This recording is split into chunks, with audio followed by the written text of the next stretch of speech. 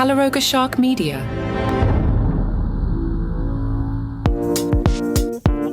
Hello, I'm Johnny Mac with 5 good news stories. Hey, good news, we figured out who's been doing the ring and run. No, it's not those pesky kids next door.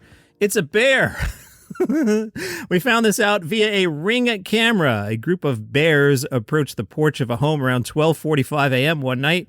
One walked up to the front door to get a closer look. The bear, closing in on the doorbell, got on his hind legs to paw, sniff, and lick at the glowing device a few times before running off with his bear friends. If you do run into a bear, the National Park Service has some tips. They say, now this isn't Johnny Mac saying this is the National Park Service. You could choose your own advice here, but according to this article, identify yourself to the bear by talking calmly so the bear knows you're a human and not a prey animal. Hello, Mr. Bear. I'm a human. I'm not going to bother you. They also advise you to remain still, stand your ground, but slowly wave your arms. Stay calm and remember that most bears don't want to attack you. They just want to ring your doorbell, and they usually just want to be left alone. I wanted to be left alone until the bear rang my door. And this is probably how I would get killed. They warn us, do not climb a tree. You see, both grizzly bears and black bears can climb trees. I also recently learned on the internet, lions can climb trees. I had no idea. They're totally going to get me. Congratulations to Sam, who's 17 and broke the world record for fastest time to solve a Rubik's Cube in free fall while skydiving. So you didn't expect that second part there. Sam said it took, quote, exactly 5 tries to beat the world record. Sam explains, it's very loud, you got the wind blowing in your face, it's a lot harder to concentrate than if you're just on the ground solving the Rubik's Cube, and you have to hold on tight to the cube from the force of the strong winds. I wonder what kind of damage a Rubik's Cube does if you drop it from 10,000 feet. Probably not good, right? How long does it take? 28.25 seconds. I love the quarter second there, too. I wonder what the old record was. An innovative brain implant has helped a paralyzed woman speak again. Awesome. She had lost the ability to speak due to a stroke. She can now communicate using a talking digital avatar that conveys emotion.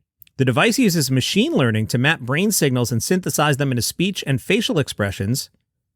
Researchers aim to create a standalone portable device for long-term use.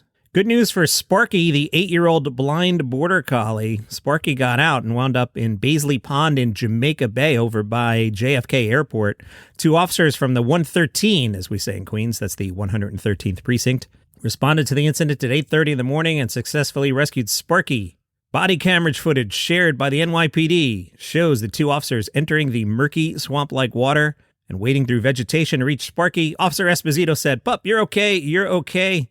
Officer Esposito grabs the dog, puts him on the ground safely. After catching his breath, he's seen relaying the message on his radio before placing the dog in the backseat of the patrol car.